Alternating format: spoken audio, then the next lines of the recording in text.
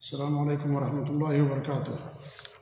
الحمدللہ رب العالمین، واشہد ان لا الہ الا اللہ وحدہ لا شریک لہ، واشہد ان محمدا عبدہ ورسولہ، صلوات اللہ وسلامہ علیہ وعلی آلہ وعلی اصحابہ ومن اہتدی بہدیہ واستنى بسنتہ الی یوم الدین، وبعد۔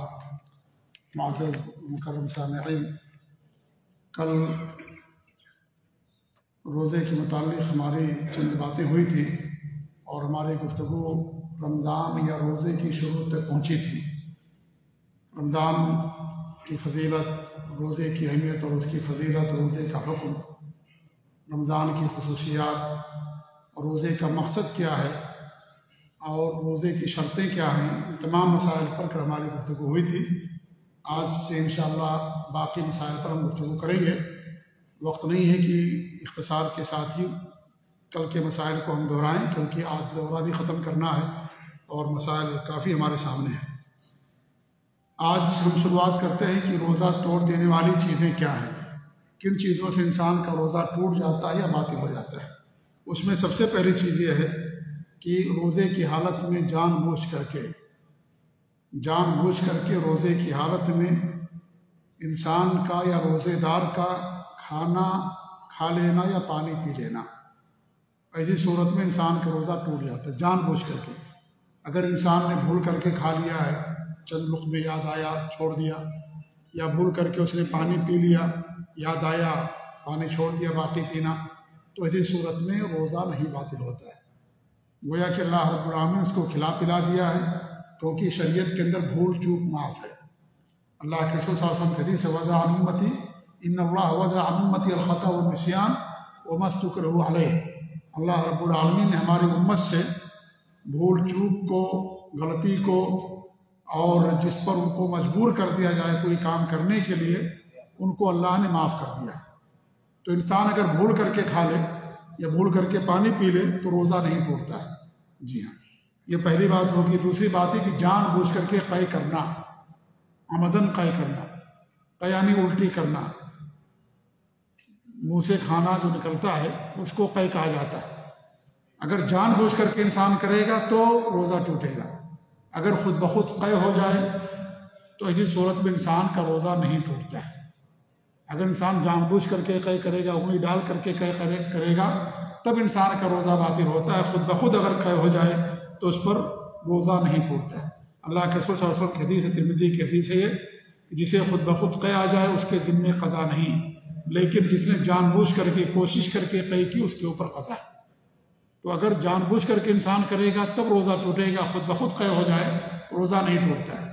ہوتا ہے انسان کبھی ایسی جگہ سے گزر جاتا ہے جہاں پر گندگی ہے یا کوئی چیز سونگھتا ہے وہ، تو اس کو متری ہونے لگتی ہے، تو اس صورت میں انسان قے کر دیتا ہے۔ تو اگر جان بوجھ کر کے قے کرے گا تو روزہ ٹوٹے گا، اگر خود بخود ہو جائے تو روزہ نہیں ٹوٹتا ہے۔ جیسے انسان روزے کی حالت میں ہے، انسان سویا ہوا ہے، اس کو احتلام ہو گیا، تو کیا اس کا روزہ ٹوٹ جائے گا؟ اس نے جان بوجھ کر کے نہیں کیا، خود بخود احتلام ہو گیا، اس نے خواب دیکھ لیا، کپڑے اس کے گیلے ہو گئے، منی خارج ہوگی، مرد ہو یا عورت ہو، تو اسی صورت میں اس کا روزہ نہیں ٹوٹے گا۔ اگر جان بوجھ کر کے، کیونکہ جان بوجھ کر کے اس نے نہیں کیا، تو ایسے ہی قے کا معاملہ ہے، اس نے جان بوجھ کر کے قے نہیں کیا ہے تو اس سے روزہ نہیں ٹوٹتا۔ اگر جان بوجھ کر کے قے کرے گا تو روزہ ٹوٹ جائے گا۔ نمبر 3، عورت کے ساتھ یہ مسئلہ خاص ہے کہ عورت سے حیض یا نفاس کا خون آ جائے، حیض آ گیا، عورت کا روزہ باطل ہو جائے گا، چاہے افطاری کرنے میں چند منٹ ہی کیوں نہ باقی ہو، اس کو بعد میں اس دن کی قضا کرنی پڑے گی، کیونکہ عورت کے لیے ضروری ہے کہ غروب سورج، یہ فجر صادق سے لے کر کے سورج کے غروب ہونے تک حیض سے پاک ہو۔ اگر سورج غروب ہونے سے اس پہلے چند منٹ پہلے اس کو حیض آ گیا تو اس کا روزہ باطل ہو جائے گا، اس کو اگلے دن روزہ رکھنا ہے۔ جی، جیسے مان لیجیے کوئی انسان نماز پڑھ رہا ہے اور اس کو سلام پھیرنے کا وقت آ گیا، سلام پھیرنے سے پہلے ہوا خارج ہو گئی، تو جو 3 رکعت یا 4 رکعت اس نے پڑھا ہے اس کا اعتبار ہوگا؟ نہیں ہوگا، اس کو نماز دہرانی پڑے گی، پھر سے پڑھنا پڑے گا، کیونکہ پوری نماز کے دوران انسان کو پاک رہنا چاہیے، اللہ اکبر سے لے کر کے السلام علیکم تک پاک رہنا چاہیے۔ السلام علیکم نہیں کہا، سلام نہیں پھیرا، ہوا خارج ہو گئی یا اس نے جان بوجھ کر کے بات چیت کر دیا، نماز باطل ہو جائے گی۔ ایسے یہ عورت کا بھی معاملہ ہے کہ اگر عورت کو حیض آ گیا، کیونکہ حیض ناپاکی ہے، ایسی صورت میں اس کا روزہ باطل ہو جائے گا، اس کو اگلے دن روزہ رکھنا پڑے گا، یعنی بعد میں رمضان کے بعد۔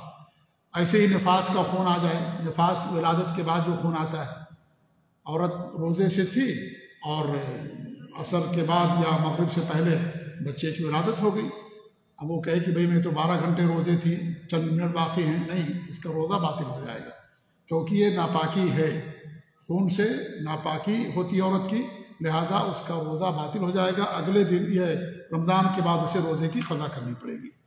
چوتھی جو چیز ہے جس سے انسان کا روزہ ٹوٹ جاتا ہے، میاں بیوی کا دن میں آپس میں ملنا، ہم بستری کرنا، جمع کرنا، اس سے روزہ باطل ہو جاتا ہے۔ اگر کوئی دن میں کرتا ہے تو اس پر کفارہ واجب ہوتا ہے۔ کفارہ کیا؟ 60 مسکین کو کھانا کھلانا یا 60 دن کا روزہ رکھنا، بڑا کفارہ ہے۔ گردن آزاد کرنا بھی ہے، لیکن گردن کا زمانہ، غلاموں کا زمانہ ختم ہو گیا ہے، اس لیے 60 مسکین کو کھانا کھلانا یا 60 دن لگاتار روزے رکھنا۔ جو انسان بیوی سے دن میں روزے کی حالت میں ہم بستری کرتا ہے، اس آدمی کے اوپر یہ کفارہ واجب ہوتا ہے۔ ان چیزوں سے انسان کا روزہ ٹوٹ جاتا ہے، لیکن کچھ اور بھی چیزیں ہیں جن سے بچنا ضروری ہے روزے دار کے لیے۔ اگرچہ روزہ نہیں ٹوٹتا ہے، لیکن بطور خاص حدیث کے اندر اس سے بچنے کی تلقین کی گئی۔ کیا ہے؟ غیبت کرنا، جھوٹ بولنا، جہالت کی باتیں کرنا، ان چیزوں سے بھی انسان کو روزے کی حالت میں بچنے کا حکم دیا گیا۔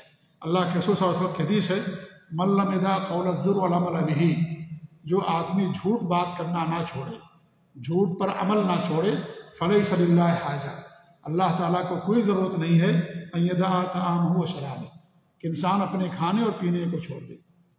کھانا پینا چھوڑا کر کے اللہ رب العالمین ہم سے کیا چاہتا ہے؟ کل کے گفتگو میں نے بات بتائی تھی کہ اللہ تعالیٰ نے روزہ جو فرض کیا اس کا مقصد کیا ہے؟ تقویٰ۔ اور تقویٰ کا مطلب یہ ہے کہ انسان اپنے درمیان اللہ کے عذاب کے درمیان آڑ بنا دے، دیوار حائل کر دے، ایسی دیوار جو انسان کو جہنم سے جانے سے بچا دے۔ وہ دیوار کیا ہے؟ اللہ کی بھیجی ہوئی شریعت ہے، اللہ کے احکام پر عمل کرنا، اور جن چیزوں سے اللہ نے منع کیا ان تمام چیزوں سے دوری اختیار کرنا۔ اللہ نے منع کیا جھوٹ سے، غیبت سے، چغلخوری سے ہمیشہ، لیکن روزے کی حالت میں بطور خاص انسان کے لیے ضروری ہے کہ ان چیزوں سے پرہیز کرے، رمضان کی عظمت کا احساس ہو، رمضان کے تقدس کا خیال رکھے کہ رمضان عام مہینہ نہیں ہے بلکہ سارے مہینوں کا سردار ہے، یہ سب سے افضل مہینہ ہے، لہذا اس کا خیال رکھتے ہوئے ان تمام چیزوں سے دوری اختیار کرنا ضروری ہے۔ گرچہ ہر مہینے ہر دن انسان کو جھوٹ سے، غیبت سے بچنا ضروری ہے۔ اللہ کے رسول کی حدیث ہے، کتنے ایسے لوگ ہیں جنہیں بھوک اور پیاس کے سوا کوئی چیز حاصل نہیں ہوتی ہے، کیونکہ وہ روزہ رکھتے تو ہیں کھانے پینے سے کا روزہ، لیکن جو اصل روزہ ہے جس سے ہمارے اندر تقویٰ پیدا ہوتا ہے، اللہ کا ڈر پیدا ہوتا ہے، وہ روزہ ہم نہیں رکھتے ہیں۔ وہ روزہ کیا ہے؟ انسان اپنی آنکھ کا بھی روزہ رکھے، اپنے کان کا بھی روزہ رکھے، اپنی زبان کا بھی روزہ رکھے، اپنے ہاتھ پاؤں کا بھی روزہ رکھے، اپنے دل کا بھی روزہ رکھے، دل کا بھی انسان روزہ رکھے۔ دل میں جو دل کی گندگیاں ہیں، دل کی جو برائیاں ہیں، خامیاں ہیں، ان تمام چیزوں سے انسان دوری اختیار کرے۔ تو اس لیے روزے کا مقصد صرف کھانا پینے سے دور رہنا نہیں ہے، اس لیے روزہ نہیں فرض کیا گیا ہمارے اوپر کہ ہم لوگ کھانے پینے سے دور رہیں، یہ تو ایک طریقہ بتایا گیا ہے، ورنہ اصل مقصد یہ کہ انسان برائیوں سے دوری اختیار کرے۔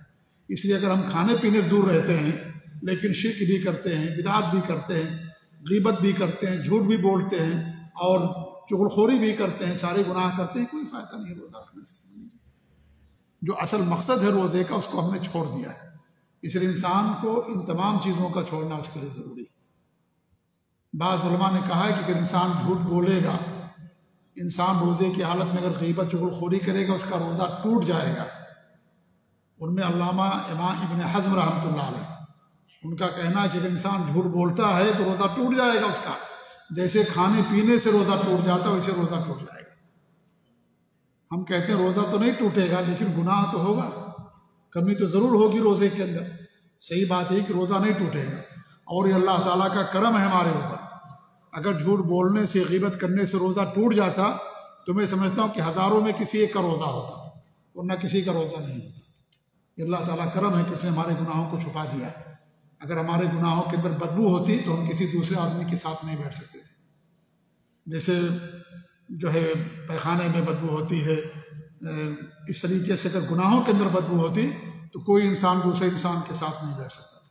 لیکن اللہ تعالیٰ کا کرم ہے کہ اس نے ہمارے گناہوں کو چھپا دیا ہے، اس لیے ہم ایک دوسرے کے سامنے بات کر سکتے ہیں، ایک دوسرے کو منہ دکھا سکتے ہیں، ورنہ ہم اتنے گناہ کرتے ہیں کہ انسان کسی دوسرے کے سامنے بیٹھ نہ پائے اگر ہمارے گناہوں کے اندر بدبو۔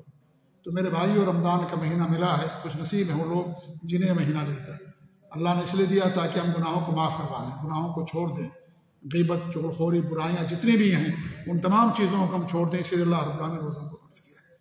تو اگرچہ جھوٹ بولنے سے، غیبت کرنے سے روزہ باطل نہیں ہوتا، لیکن یہ بہت بڑا گناہ ہے، اور بڑے گناہ کی مغفرت کے لیے توبہ ضروری ہے۔ جی ہاں، تو اس سے بھی روزے دار کے لیے بچنا ضروری ہے، ورنہ وہی ہوگا جیسا کہ اللہ کے رسول نے فرمایا، کتنے روزے دار ہیں جنہیں بھوک پیاس کے سوا کچھ حاصل نہیں ہوتا۔ ہم بھی بھوکے رہتے ہیں، پیاسے رہتے ہیں، دنیا کہتی روزے دار، لیکن اصل روزہ ہم نہیں رکھ پاتے۔ تو اس لیے ہمیں سوچنا چاہیے، غور کرنا چاہیے۔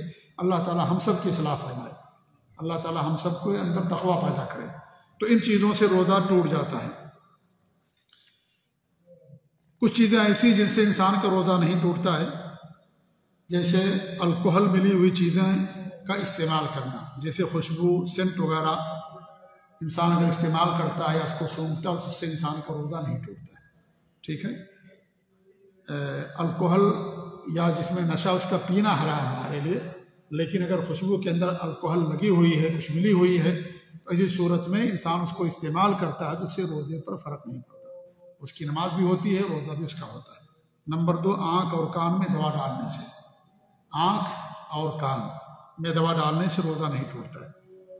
ناک میں دوا ڈالنے سے ٹوٹے گا کہ نہیں ٹوٹے گا؟ ٹوٹ جائے گا۔ کیوں؟ اس لیے کہ ناک کا راستہ جا کر کے حلق سے مل جاتا ہے۔ اگر آپ ناک میں دوا ڈالیں گے پانی تو حلق سے پیٹ میں آ جائے گا آپ کے، اس سے روزہ ٹوٹ جائے گا۔ لیکن اگر کان میں ڈالتے ہیں، آنکھ میں، تو اس کا راستہ حلق سے نہیں ملتا ہے۔ اس لیے ہمارے نبی نے کیا فرمایا، جب تم روزے کی حالت میں رہو تو کیا کرو، ناک میں زیادہ تیزی سے پانی مت کھینچو، کیونکہ زیادہ تیزی سے کھینچو گے تو پانی حلق کے ذریعے سے پیٹ میں آ سکتا ہے۔ اس لیے روزے کی حالت میں ہم کو کیا کرنا چاہیے، زیادہ پانی تیز نہیں کھینچنا چاہیے جب وضو کریں ہم، کیونکہ ناک کے ذریعے سے پیٹ میں پانی آ جائے گا، روزہ ٹوٹ سکتا ہے۔ لیکن آنکھ اور کان میں دوا ڈالنے سے روزہ نہیں ٹوٹتا۔ چیک اپ اور ٹیسٹ کے لیے خون دینے سے بھی انسان کا روزہ نہیں ٹوٹتا ہے۔ آپ کو چیک اپ کرانا ہے شوگر کا یا کسی بھی چیز کا، ڈاکٹر نے خون لے لیا ہے، تو ایسی صورت میں اس سے انسان کا روزہ نہیں ٹوٹتا ہے۔ دما وغیرہ کا جو آکسیجن انہیلر ہوتا ہے، اس کو لینے سے بھی انسان کا روزہ نہیں ٹوٹتا ہے۔ انسولین لینے سے انسان کا روزہ نہیں ٹوٹتا۔ انسولین جو شوگر کے مریض ہوتے ہیں انسولین لیتے ہیں۔ کون سی انجیکشن سے روزہ ٹوٹتا ہے؟ جو آپ کے لیے غذا کا کام دے، کھانے پینے کا کام دے، اس سے علماء نے کہا کہ روزہ ٹوٹ جاتا ہے۔ لیکن جو بیماری کا انجیکشن ہے، آپ ڈاکٹر کے پاس گئے، آپ کو سخت بخار ہے، ڈاکٹر کہتا ہے انجیکشن نہیں لوگے دماغ پھٹ جائے گا تمہارا، آپ انجیکشن لیں، اس سے روزہ نہیں ٹوٹتا ہے۔ ایسے ہی اور کوئی بیماری ہے، اگر غذا بخش انجیکشن جس سے انسان کو بھوک نہ لگے، پیاس نہ لگے، اس کے بارے میں علماء کا کہنا ہے کہ روزہ ٹوٹتا۔ جو کھانے پینے کا کام دے یا کھانے پینے کی جگہ پر استعمال کی جائے، اس سے انسان کا روزہ علماء نے کہا ٹوٹے گا۔ لیکن اگر آپ دوا کے طور پر، علاج کے طور پر انجیکشن لیتے ہیں تو اس سے انسان کا روزہ نہیں ٹوٹتا۔ دانتوں کی صفائی کرنے سے، ان میں معجون بھرتے ہیں، دانتوں کو نکالنے سے، اس کو سن کرنے سے بھی روزہ نہیں ٹوٹتا۔ دانت نکالے، خون نکلے گا تھوڑا سا، اس سے روزہ نہیں ٹوٹتا ہے۔ ٹھیک ہے۔ نمبر 7، زیب و زینت کی چیزیں استعمال کرنے سے، خاص طور سے عورتیں وغیرہ جیسے میک اپ کرتی ہیں، وہ میک اپ جو حلال ہے شریعت کے اندر، جو میک اپ حلال نہیں ہے وہ کرنا حرام ہے۔ جیسے عورتیں کیا کرتی ہیں، بھوؤں کے جو ہے بال اکھیڑ لیتی ہیں، یا دانتوں کے درمیان سوراخ کرتی ہیں، ٹھیک ہے، یا چہرے اور یہاں کے بال اکھاڑتی ہیں، یہ سب منع ہے شریعت کے اندر، یہ سب شریعت کے اندر منع کیا گیا ہے۔ لیکن آپ جیسے کوئی کریم استعمال کرتی ہیں عورتیں یا مرد استعمال کرتا ہے، کوئی حرج کی بات نہیں، جائز شریعت کے اندر۔ تو میک اپ کرنے سے یا کریم وغیرہ لگانے سے بھی روزہ نہیں ٹوٹتا۔ نمبر 8، تیراکی اور پانی میں ڈبکی لگانے سے، اس سے بھی روزہ نہیں ٹوٹتا ہے۔ آپ نہر اور تالاب میں جا کر کے بیٹھیں کچھ دیر کے لیے تو اس سے بھی انسان کا روزہ نہیں ٹوٹتا، انسان تیراکی کرتا روزہ نہیں ٹوٹتا۔ اللہ کے رسول صلی اللہ علیہ وسلم باقاعدہ سر پر پانی ڈالتے تھے، بہت سارے صحابہ سے آتا ہے کہ جا کر کے نہر میں یا پانی کے اندر بیٹھتے تھے، تو ایسی صورت میں انسان کا روزہ نہیں ٹوٹتا ہے۔ جی ہاں، سر پر پانی ڈالنے سے یا نہانے سے بار بار انسان کا روزہ نہیں ٹوٹتا۔ ایسے ہی ہونٹوں کو نرم رکھنے والی دواؤں کے استعمال سے بھی انسان کا روزہ نہیں ٹوٹتا ہے۔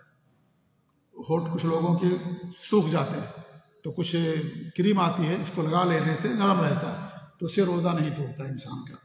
ایسے ہی ٹوتھ پیسٹ وغیرہ کرنے سے بھی انسان کا روزہ نہیں ٹوٹتا ہے۔ منجن کرنے سے، ٹوتھ پیسٹ کرنے سے انسان کا روزہ نہیں ٹوٹتا ہے۔ کب ٹوٹے گا؟ جب آپ اس کو نگل جائیں گے، کھا جائیں گے، تب روزہ ٹوٹے گا۔ ایسی کرنے سے روزہ نہیں ٹوٹتا۔ جیسے آپ کلی کرتے ہیں تو کیا کلی کرنے سے انسان کا روزہ ٹوٹ جاتا ہے؟ کلی کرنے سے انسان کو پانی کا ذائقہ ملتا ہے کہ نہیں ملتا ہے؟ ملتا ہے، لیکن روزہ نہیں ٹوٹتا اس کا۔ خاص طور سے اگر سخت گرمی میں روزہ ہو، انسان کو بھوک پیاس شدت سے لگی ہو، انسان جب کلی کرتا ہے اس کو بڑی خوشی ہوتی ہے، تو کیا اس کا روزہ ٹوٹ جاتا ہے؟ اگر کلی نہیں کرے گا اس کا وضو ہی نہیں ہوگا۔ جی ہاں، اس لیے کلی کرنے سے روزہ نہیں ٹوٹتا۔ ایسے ہی ٹوتھ پیسٹ کرنے سے بھی انسان کا روزہ نہیں ٹوٹتا۔ جب آپ اس کو نگلیں گے، کھائیں گے، تب روزہ ٹوٹے گا۔ جیسے پانی پئیں گے تب روزہ ٹوٹے گا۔ ٹھیک ہے۔ نمبر 10 یا 11، غذا بخش انجیکشن کے علاوہ کوئی بھی انجیکشن لینے سے، بات آ گئی، اس سے روزہ انسان کا نہیں ٹوٹتا ہے۔ کوئی بھی انجیکشن انسان لیتا ہے۔ کچھ ایسے آزار ہیں جن کی بنا پر روزہ نہ رکھنے کی رخصت ہے۔ انہی میں سے نمبر 1 بیماری اور بڑھاپا ہے۔ اگر انسان بیمار ہے، ایسا بیمار جو وقتی ہے، عارضی بیمار ہے وہ، تو روزہ نہیں رکھے گا، بعد میں روزے کی قضا کر دے گا وہ۔ ٹھیک ہے۔ اور اگر ایسا بیمار جو دائمی بیمار، ہمیشہ بیمار رہتا ہے، بستر پر پڑا ہوا ہے تو کیا کرے گا؟ بعد میں روزے کی قضا کرے گا یا کیا کرے گا؟ وہ فدیہ دے گا، کیونکہ وہ روزہ نہیں رکھ سکتا، بیچارہ بیمار ہے، وہ دائمی بیمار، روزہ نہیں رکھ سکتا، لہذا وہ فدیہ دے گا۔ ہر دن کے بدلے ایک مسکین کو کھانا کھلائے گا، یا ایک مسکین کا غلہ دے دے۔ اب 30 دن کا روزہ ہے، چاہے تو رمضان کے اندر ایک دن سب کو بلا کر کے 30 آدمی کو کھلا دے، یا ڈیلی ایک مسکین کو کھانا دے دے، یا 10 آدمی کو کھلا دے، اس کی اپنی مرضی، رمضان میں یا رمضان کے بعد۔ ٹھیک ہے۔ غلہ ایک ٹائم کا دیا جائے گا اور کھانا ایک ٹائم کا کھلایا جائے گا۔ یہ کس کے لیے ہے؟ جو دائمی مریض۔ ایسے ہی بڑھاپے بوڑھوں کے لیے، جو زیادہ عمر والے ہیں، وہ روزے کی قضا نہیں کریں گے، ہر دن کے بدلے مسکین کو کھانا کھلائیں گے، کیونکہ دن بڑھتا جائے گا، اس کی عمر اور بڑھتی جائے گی اور کمزور ہوتا جائے گا، تو کب روزہ رکھے گا؟ اس لیے شریعت کے اندر بہت آسانی، اگر غور کریں گے، بڑی آسانیاں، بڑی رحمتیں ہیں۔ تو جو انسان زیادہ عمر دراز ہے وہ بعد میں روزے کی قضا نہیں کرے گا، بلکہ ہر دن کے بدلے مسکین کو کھانا کھلائے گا۔ مسافر، نمبر 2 مسافر کے لیے اختیار ہے، چاہے روزہ رکھے چاہے روزہ نہ رکھے۔ اگر روزہ رکھ لے گا تو بھی ٹھیک ہے، نہیں رکھتا تو بھی ٹھیک ہے۔ انسان دیکھے کہ اس کے لیے کیا آسان ہے۔ اگر روزہ رکھنا زیادہ مشقت ہے تو چھوڑ دے، اگر نہیں ہے تو رکھ لے۔ بہرحال اختیار ہے اس کو روزہ رکھنے نہ رکھنے کا۔ اگر نہیں رکھے گا تو بعد میں اس کو قضا کرنا پڑے گا مسافر کو۔ ٹھیک ہے۔ اگر رکھ لیا تو پورا ہو جائے گا روزہ۔ نمبر 3 حمل والی عورت، جو حمل سے ہے۔ نمبر 4 دودھ پلانے والی عورت۔ ان عورتوں کے لیے بھی رخصت ہے، چاہے روزہ رکھیں چاہے روزہ نہ رکھیں۔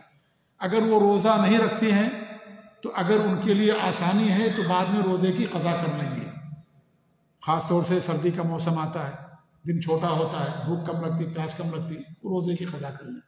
لیکن اگر کوئی خاتون ایسی ہے یا خواتین ایسی ہیں جن کو روزہ قضا کرنے کا موقع نہیں مل پاتا، جب بھی رمضان کا مہینہ آتا ہے یا تو وہ حمل سے ہوتی ہیں یا تو کسی بچے کو دودھ پلا رہی ہوتی ہیں، اب شریعت نے ان کو رخصت دیا، کب کریں گی قضا روزے کی؟ ایسی صورت میں ایسی خواتین کے لیے حکم یہ ہے کہ وہ بیمار اور بوڑھے کے حکم میں ہیں، ہر دن کے بدلے ایک مسکین کو کھانا کھلا دیں گے۔ ایسے بہت سارے میں ساتھیوں کو جانتا ہوں جن کی بیویاں ماشاءاللہ خوب بچے جو ہے پیدا کرنے والی ہیں۔ اللہ کے رسول کی حدیث بھی ہے کہ ایسی عورتوں شادی کو زیادہ بچے دینے والی، تو ماشاءاللہ ان کے کافی بچے ہیں، اور ہر رمضان میں یا تو حمل سے رہتی ہیں یا تو بچے کو دودھ پلا رہی ہوتی ہے، کیونکہ دودھ پلانے کی مدت کتنی ہے؟ 2 سال ہے۔ 2 سال دودھ پلانے کی مدت ہے۔ 2 سال یہ گزر گئے، رمضان کا مہینہ، حمل سے ہیں، 3 سال ہو گئے، پھر بچہ پیدا ہو گیا، بچہ پیدا ہونے کے بعد پھر دودھ پلائیں گے 2 سال، 5-6 سال ہو گئے، کب وہ قضا کریں گے بھائی؟ اس لیے ایسی عورتوں کے لیے عبداللہ بن عباس، عبداللہ بن عمر رضی اللہ عنہ کا فتویٰ ہے نما کا کہ وہ ہر دن کے بدلے ایک مسکین کو کھانا کھلا دیں، ٹھیک ہے؟ ان کو قضا نہیں کرنا۔ قضا کون کرے گی؟ کوئی عورت ہے، ایک بچہ پیدا ہو گیا، اب وہ ماڈرن لوگ ہیں ماشاءاللہ، 5 سال گیپ ہونا چاہیے ایک بچے دوسرے بچے کے درمیان میں، تو وہ روزے کی قضا کر لے وہ۔ لیکن جن کو بچے زیادہ ہوتے ہیں تو اس صورت میں وہ روزوں کی قضا نہیں کر پائے گی، تو ہر دن کے بدلے مسکین کھانا کھلائے گی۔ بات واضح ہوگی کہ نہیں واضح ہوگی؟ جی ہاں، اس کو یاد رکھیے گا ہمیشہ۔ نمبر 5، اگر کسی آدمی کو روزہ توڑنے کی ضرورت پڑ جائے وہ روزہ توڑ سکتا ہے، چاہے اپنی جان بچانے کے لیے یا کسی اور کی جان بچانے کے لیے۔ آگ لگ گئی ہے، لوگوں کو جو ہے بلڈنگوں سے نکالنا ہے، انسان اگر روزہ رہے گا تو محنت نہیں کر پائے گا، بھوک لگ جائے گی، پیاس لگ جائے گی، وہ کیا کہ روزہ توڑ دے اور لوگوں کی جان بچائے۔ جان بہت پیاری ہے اسلام کے اندر، چاہے غیر مسلمان ہو یا مسلمان ہو، سب کی جان پیاری۔ غیر مسلم کو بچانے کے لیے اگر روزہ توڑنا پڑے توڑ دینا چاہیے، مسلمان ہو یا غیر مسلم، سب کے لیے جان کی بڑی قیمت ہے۔ ناحق کسی قتل کرنا بڑا گناہ ہے، بہت یعنی بڑے گناہوں میں سے گناہ ناحق کسی کو قتل کرنا۔ تو جان اپنی ہو یا کسی اور کی ہو، بچانے کے لیے انسان روزہ توڑ سکتا ہے۔ روزے کی حالت میں کچھ چیزیں ایسی ہیں جو مباح ہیں۔ مباح مطلب یعنی آپ کریں تو ٹھیک، نہ کریں تو بھی ٹھیک، آپ کو اس پر نہ کوئی اجر ہے نہ کوئی گناہ ہے۔ جیسے غسل کرنا، روزے کی حالت میں کثرت سے غسل کرنا جائز ہے آپ کے لیے، اس سے آپ کے روزے پہ کوئی فرق نہیں پڑتا۔ ہاں اگر غسل کی ضرورت پڑ جائے تو غسل کرنا ضروری ہوگا، جیسے انسان کو احتلام ہو گیا تو روزہ اس کو جو ہے کرنا ضروری ہے۔ ایسے ہی بیوی سے بوس و کنار کرنا یہ بھی جائز ہے، لیکن اس شرط کے ساتھ جو اپنے نفس پر کنٹرول کر سکے۔ نئی نئی شادی ہوئی ہے، نوجوان ہے، 30 سال کے بعد شادی ہوئی ہے، رمضان کا مہینہ آ گیا، کنٹرول نہیں ہو پائے گا، تو ایسے اللہ کے رسول کی حدیث ہے، عائشہ فرماتی ہے کہ اللہ کے رسول صلی اللہ علیہ وسلم اپنے نفس پر سب سے زیادہ کنٹرول کرنے والے تھے۔ اگر کنٹرول ہو تو جائز، اگر کنٹرول نہیں ہے تو جائز نہیں ہے۔ ضرورت پر کھانے کا ذائقہ چکھنا یہ بھی جائز ہے، ضرورت پر، خاص طور سے ان خواتین کے لیے جن کے شوہر بڑے غصے والے ہیں، اگر تھوڑا نمک زیادہ ہو گیا لڑائی کریں گے، جھگڑا کریں گے۔ رمضان میں اور انسان کو بھوک لگتی ہے، وہ غصہ آتا ہے، کیونکہ جب انسان کا پیٹ کھائی رہتا ہے تو اس کو غصہ زیادہ آتا ہے۔ اس لیے جو طاقتور لوگ ہوتے ہیں وہ زیادہ بردبار ہوتے ہیں، ان کو زیادہ غصہ نہیں آتا ہے۔ غصہ کن کو آتا ہے؟ کمزور لوگوں کو۔ جی ہاں، جس برتن کے اندر کوئی چیز نہیں رہتی اسی برتن سے آواز آتی ہے۔ اگر برتن میں بھرا ہوا ہو کھانا پینا آواز نہیں آئے گی۔ وہی معاملہ انسانوں کا بھی ہے، انسان کے پاس اگر طاقت اور قوت کم ہوتی ہے تو برداشت بھی کم ہوتی ہے اس کے پاس، بہت جلدی غصہ کرتے ہیں۔ اس لیے آپ دیکھیں جو کمزور لوگ ہوتے ہیں، بیچارے غریب لوگ، ان کو غصہ زیادہ آتا ہے، مالداروں کو غصہ کم آتا ہے۔ یہ بھی نوٹ کر لیجیے آپ لوگ۔ جی ہاں، تو یہ اگر کیا نام ہے، ایسی عورت ہے، مرد ہے بیچارہ کہ بہت غصہ ہوتا ہے، اگر زیادہ ہو گیا نمک طلاق دے دے گا، فوراً اس کو مارے گا تو چکھ سکتی ہے، لیکن شرط یہ ہے کہ اس کو فوراً جو ہے تھوک دے، نگلے نہیں اس کو، نگلنے پر روزہ باطل ہو جائے گا، کیونکہ زبان کو اللہ نے طاقت دی ہے۔ کیا طاقت دی ہے؟ ذائقہ چکھنے کی۔ آپ زبان پر رکھیں گے، زبان بتا دے گی فوراً یہ نمکین ہے یا کڑوا ہے یا کیسا ہے۔ لیکن جیسے آپ کلی کرتے ہیں، آپ کو ذائقہ مل جاتا پانی کا، تو کیا روزہ ٹوٹ جاتا؟ نہیں۔ ایسے ہی ذائقہ چکھنے سے بھی روزہ نہیں ٹوٹے گا۔ کب ٹوٹے گا؟ جب عورت اندر لے کر جائے گی یا مرد اندر لے کر جائے گا، تب ٹوٹے گا۔ صرف ذائقہ چکھ لینے سے روزہ نہیں ٹوٹتا۔ سرما اور خوشبو لگانے سے روزہ نہیں ٹوٹتا، سرما اور خوشبو لگانے سے بھی روزہ نہیں ٹوٹتا۔ تھوک اور بلغم وغیرہ انسان کو نکل آتا ہے، کھا جاتا، روزہ نہیں ٹوٹتا ہے۔ انسان تھوک دے، لیکن اگر پیٹ کے اندر چلا گیا اس سے انسان کا روزہ نہیں ٹوٹتا۔ ایک اور مسئلہ یہ ہے کہ اگر انسان سحری کے لیے بیدار ہو، اب سحری میں اور اذان میں وقت کم ہے، کیا کرے گا وہ؟ یعنی سحری کرنا ہے اس کو اور غسل کرنا ہے، بیدار اس کو غسل کرنا تھا، ناپاک ہو گیا تھا یا بیوی کے پاس گیا تھا، اور جب بیدار ہوا اب اذان میں بہت کم ٹائم ہے، اگر غسل کرے گا سحری کا وقت نکل جائے گا، اس کو کیا کرنا چاہیے؟ جی سحری کر لے پہلے، ہو غسل بعد میں بھی کر سکتا ہے، کیونکہ سحری کے لیے پاکی نہیں شرط ہے، نماز کے لیے پاکی شرط ہے۔ ابھی نماز کی جماعت کھڑی ہونے میں ٹائم ہے۔ اللہ کے رسول صلی اللہ علیہ وسلم کے ساتھ ایسا ہوا کئی بار، آپ نے جو ہے اذان کے بعد غسل کیا، اس لیے انسان بعد میں غسل کر سکتا ہے. اگر سحری کا وقت کم ہے پہلے سحری کر لے اور غسل بعد میں کر لے, اور اگر پہلے بیدار ہو جائے پہلے غسل کر لے پھر سحری کرے الحمدللہ. لیکن ایسا ہوتا ہے, سحری کرنا بھی فرض نہیں ہے, واجب نہیں ہے. اگر انسان سحری نہیں کرے گا تو اس کا جو ہے روزہ ہو جائے گا, اس میں کوئی فرق نہیں پڑتا. ماہ رمضان میں کچھ چیزیں مسنون ہیں, ان میں سے نمبر 1 تراویح کا اہتمام کرنا. تراویح جو عشاء کے بعد پڑھی جاتی ہے اس کو تراویح کہتے ہیں. تراویح کے اندر اصل جو تعداد ہے وہ 13 یا 11 رکعت ہے, یہ ہمارے نبی کی سنت ہے. آپ نے زندگی میں کبھی بھی 13 رکعت زیادہ تراویح نہیں پڑھا. عام طور پر آپ 11 رکعت پڑھتے تھے اور 13 رکعت کا بھی آپ ثبوت ملتا ہے. 8 رکعت تراویح, 3 رکعت وتر 11 ہو گیا, یا 10 رکعت تراویح اور 3 رکعت وتر 13 رکعت ہو گیا. تو اس طریقے سے 13 رکعت بھی آپ ثابت ہے. آپ نے اس سے زیادہ کبھی بھی اپنی زندگی میں جو ہے تراویح کی رکعت نہیں پڑھی ہے 13 رکعت سے زیادہ. جیسا کہ عائشہ کی حدیث 11 رکعت کی ہے, ام سلمہ کی حدیث سے 13 رکعت کا ثبوت ملتا ہے. اور جس رات آپ نے لوگوں کو جماعت کے ساتھ پڑھایا تھا اس میں بھی آپ نے 11 ہی رکعت لوگوں کو پڑھایا تھا, جیسے کہ عائشہ اور دیگر صحابیات کی حدیثیں آتی ہیں. لیکن یہ سنت نماز ہے, انسان اگر کبھی کبھار زیادہ پڑھتا تو کوئی حرج کی بات نہیں ہے. لیکن 13 کے علاوہ کسی پر مداومت کرنا یہ مسئلہ ہے تھوڑا سا. لیکن اگر انسان کبھی کبھار اس سے زیادہ پڑھتا ہے تو انشاءاللہ اس میں کوئی حرج کی بات نہیں ہے. اور میں ہمیشہ یہ بات کہتا ہوں کہ دیکھیں تراویح پڑھنا سنت ہے, یہ فرض اور واجب نہیں ہے. اسلام کے اندر اصل عقیدہ ہے. ایک انسان کا عقیدہ اگر صحیح نہیں ہے, وہ 11 ہی رکعت تراویح پڑھتا ہے تو کوئی فائدہ اس کا نہیں ہے, بلکہ 5 نمازیں پڑھتا تو کوئی فائدہ نہیں. اگر انسان کا عقیدہ صحیح نہیں ہے, وہ اللہ تعالیٰ کے ساتھ شرک کرتا ہے, قبروں پر جاتا ہے, مزاروں پر جاتا ہے, اللہ کے علاوہ کسی اور کو پکارتا ہے, کسی اور سے مانگتا ہے, شرک کرتا ہے اللہ تعالیٰ کے ساتھ میں, غیر اللہ کا سجدہ کرتا ہے, غیر اللہ کے رکوع کرتا ہے, غیر اللہ کے نام نظر و نیاز مانگتا ہے, لیکن 5 وقت نماز پڑھتا ہے, کچھ فائدہ نہیں ہوگا اس کا. اس لیے ہمیں اس بحث میں زیادہ نہیں پڑھنا چاہیے. میں یہ کہتا ہوں کہ بھئی اگر انسان کا عقیدہ صحیح ہے, تراویح زندگی میں بھی اس نے نہیں پڑھا تو بھی انشاءاللہ جنت کے اندر جائے گا. لیکن انسان کے عقیدے میں شرک ہے, کفر ہے, شرک کرتا ہے, 5 وقت نماز پڑھتا ہے تو کوئی فائدہ اس کا نہیں. اس لیے اس پر ہمیں نہیں لڑنا چاہیے زیادہ تراویح کے مسئلے پر کہ بھئی 20 رکعت 18 رکعت 13 رکعت. پہلے عقیدہ ہے, عقیدے کی ہماری اصلاح ہو جائے. انسان 20 رکعت پڑھتا ہے, عقیدہ اس کا صحیح, جنت کے اندر جائے گا. لیکن انسان 20 رکعت پڑھتا ہے, عقیدہ اس کا صحیح نہیں ہے, وہ شرک کرتا, جنت کے اندر نہیں جائے گا. تو عقیدے پر ہماری زیادہ فوکس ہونا چاہیے, زیادہ زور دینا چاہیے. ویسے ہمارے نبی کی سنت زیادہ سے زیادہ 13 رکعت ہی ہے. حضرت عمر نے بھی لوگوں کو 11 رکعت ہی پر اکٹھا کیا تھا, اس سے زیادہ پر اکٹھا نہیں کیا تھا. لیکن چونکہ سنت نماز ہے, نفل نماز ہے, اس لیے انسان کبھی کبھار اگر زیادہ پڑھنا چاہے تو پڑھ سکتا ہے, کوئی حرج کی بات نہیں. نمبر 2, روزے کی حالت میں کثرت سے قرآن مجید کی تلاوت کرنا, یہ بھی مسنون ہے کہ کثرت سے تلاوت کریں. نمبر 3, سحری کھانا سنت ہے, واجب اور فرض نہیں ہے. اور سحری کے لیے تاخیر کرنا یہ سنت ہے, یعنی کہ آدھی رات کھا کر کے بیٹھ جائیں. آدھی رات جو کھائیں گے سحری نہیں ہوگی. سحری کسو کہتے ہیں؟ کسے کہتے ہیں؟ جو سحر کے وقت میں کھائیں گے وہ سحری ہے, فجر کے وقت میں جو کھائیں وہ سحری ہے. آدھی رات کھا کر کے بیٹھ جائیں وہ سحری نہیں ہے. آپ آدھی رات میں کھانا کھا لیجئے, کوئی حرج کی بات نہیں ہے, لیکن جب سحری کا وقت ہو تو سحری بھی کر لیجئے. کیا سحری ہے؟ ہمارے نبی فرماتے ہیں مومن کی سحری کھجور ہے یا تو پانی ہے. آپ نے کھانا کھا لیا, پیٹ بھرا ہوا ہے, 3 کھجور کھا لیجئے الحمدللہ, اس کی بھی گنجائش نہیں, پانی پی لیجئے, ہوگی آپ کی سحری. آپ کی سحری ہو گئی ہے. کچھ لوگ سحری اور اذان کے درمیان آدھا گھنٹہ ویٹ کرتے ہیں, انتظار کرتے ہیں, یہ بھی صحیح نہیں ہے. سحری کب تک کھانا ہے؟ جب تک کہ فجر کی اذان نہ ہو جائے, اس وقت تک جائز ہے. آدمی پہلے کھا کر کے فارغ ہوگی 2-4 منٹ, کوئی مسئلہ نہیں. لیکن یہ کہ وہی سحری اور اذان کے درمیان آدھا گھنٹے یا 20 منٹ احتیاط کے طور پر انتظار کرنا, یہ صحیح نہیں ہے.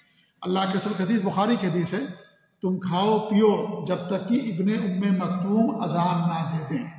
ابن ام مکتوم کس کی اذان دیتے تھے؟ فجر کی. اور بلال کس کی اذان دیتے تھے؟ سحری کی. اور فرماتے بلال اذان دیں, کھاؤ پیو. ابن ام مکتوم اذان دیں, کھانے پینے سے رک جاؤ. آپ نے نہیں کہا کہ بیچ میں آدھا گھنٹہ وقفہ کر لو, نہیں. اس لیے اذان تک انسان کھا سکتا ہے.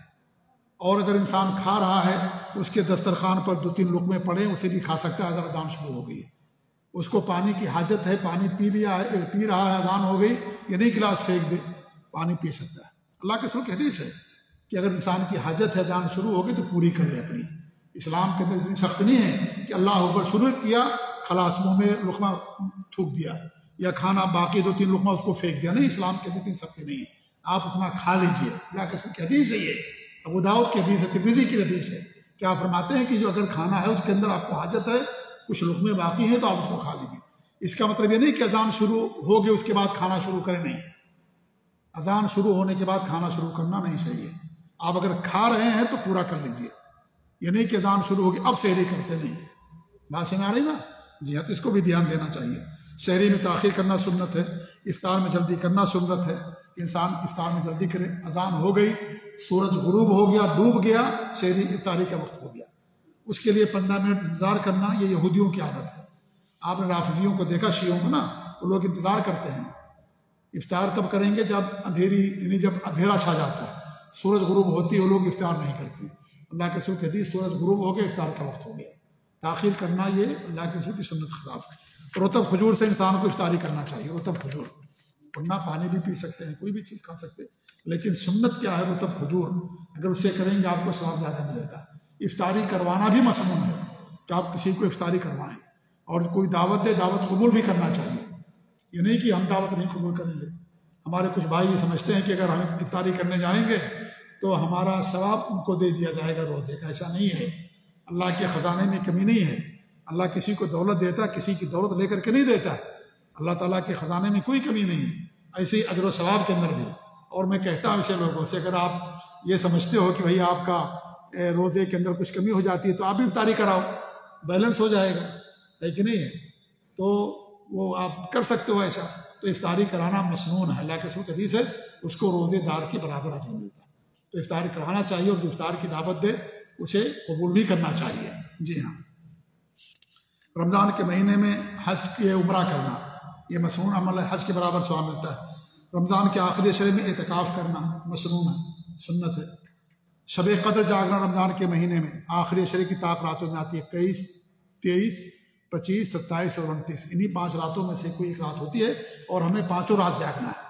اور جاگنے کا مطلب یہ نہیں کہ دوستوں کے ساتھ بات چیت کرنا، گپاسٹنگ کرنا، غیبت کرنا، چغلخوری کرنا. جاگنے کا مطلب یہ ہے کہ جو ہے ذکر و اذکار کرنا، قرآن کی تلاوت کرنا، اللہم انک عفو کریم تحب العفو فاعف عنی پڑھنا، خیر کے کام کرنا، نیک کام کرنا، یہ مطلوب.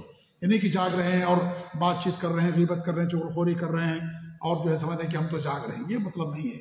جاگنا عبادت کے اندر، ذکر و اذکار میں، قرآن کی تلاوت، اس میں جاگنا.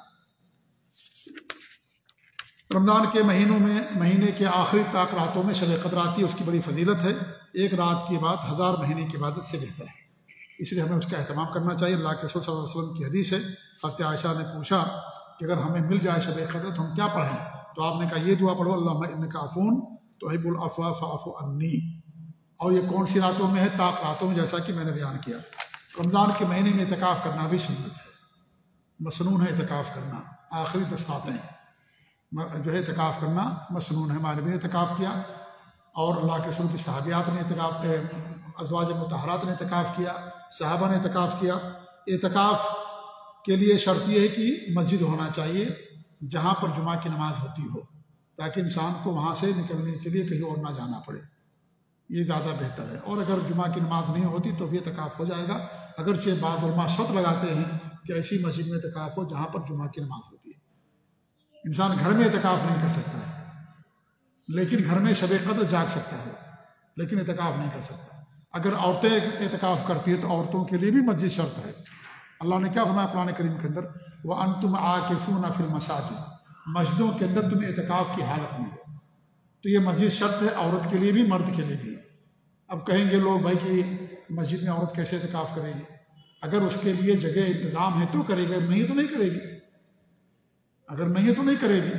لیکن صحابیات کے لیے بھی اللہ کے رسول صلی اللہ علیہ وسلم کے زمانے میں آپ کے ازواج مطہرات اعتکاف کرتی تھی تو مسجد نبوی کے اندر خیمہ لگتا تھا، ان کے لیے جگہ گھیر دی جاتی تھی، پردہ کر دیا جاتا تھا، وہاں جا کر کے اعتکاف کرتی تھی، گھر میں نہیں اعتکاف کرتی تھی.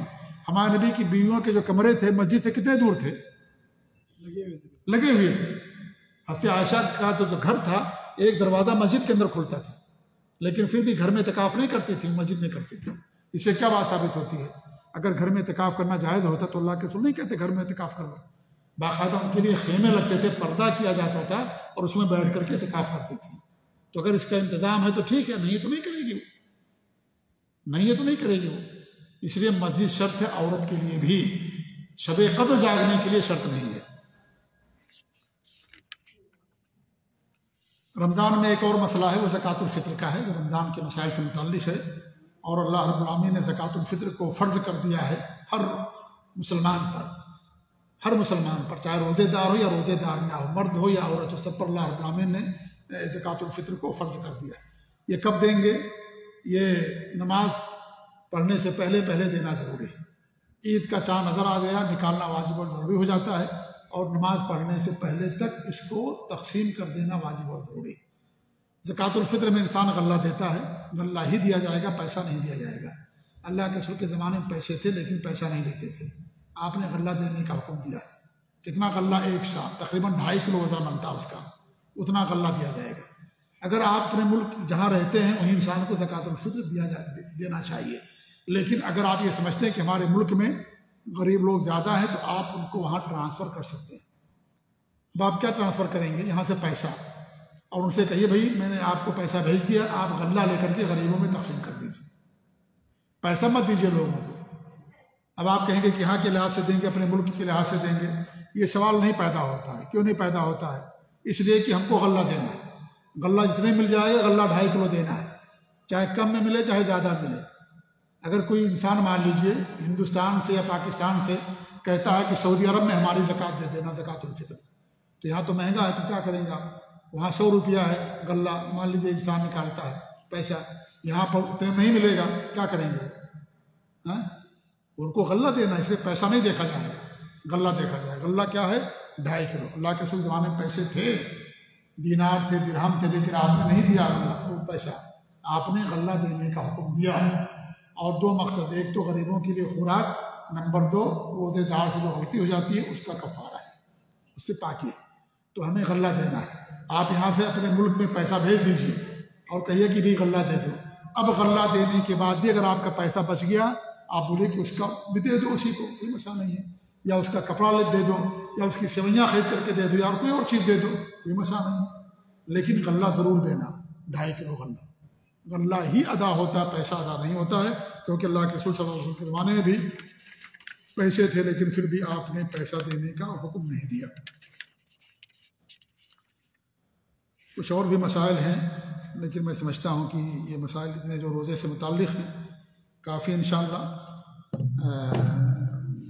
رمضان کے روزے فرض ہیں، کچھ اور ایسے بھی روزے ہیں ہمارے اسلام کے اندر جو مسنون روزے کہلاتے ہیں، مسنون روزے، اور رمضان کے علاوہ کے مہینے میں جو روزے رکھے جاتے ہیں مسنون روزے ہیں، جیسے محرم کے اندر کثرت سے روزہ رکھنا، شعبان کے مہینے میں کثرت سے روزہ رکھنا، شوال کے 6 روزے رمضان کے بعد، شوال کے 6 روزے، اللہ کے رسول کی حدیث جو رمضان کا روزہ رکھتا ہے اور شوال کے 6 روزے رکھتے ہیں اس کو پورے سال کا ثواب ملتا ہے۔ شوال کے 6 روزے عید کے بعد کبھی بھی آپ رکھ سکتے ہیں، چاہے لگاتار رکھیں، چاہے ناغا کر کے رکھیں، چاہے شروع میں، چاہے درمیان میں، چاہے آخر میں، شوال کے مہینے میں ہونا چاہیے بس، ٹھیک ہے؟ 6 روزے ہی ہے۔ محرم میں عاشورہ کا روزہ ہے 9، 10 یا 10، 11، جو 2 روزہ عاشورہ کا، یہ بھی مسنون روزہ ہے۔ ایسے ہر مہینہ سمجھ لیجئے 13، 14، 15 کا روزہ رکھنا، یہ بھی مسنون ہے۔ عرفہ کا روزہ رکھنا، عرفہ کے دن جب حاجی لوگ قیام کرتے ہیں ان کا روزہ رکھنا، ہر سوموار اور جمعرات کا روزہ رکھنا، کیا ہے؟ یہ بھی ہمارے لیے کیا ہے؟ مسنون اور سنت ہے۔ کچھ روزے ایسے جو ہمارے لیے مکروہ ہیں، صرف جمعہ کے دن روزہ رکھنا یہ بھی ہمارے لیے جائز نہیں ہے، صرف سنیچر اور ہفتے کا روزہ رکھنا یہ بھی جائز نہیں ہمارے لیے۔ آپ جمعہ سنیچر اتوار رکھ سکتے ہیں یا جمعرات جمعہ رکھ سکتے ہیں، صرف جمعہ کا روزہ رکھنا جائز نہیں ہے۔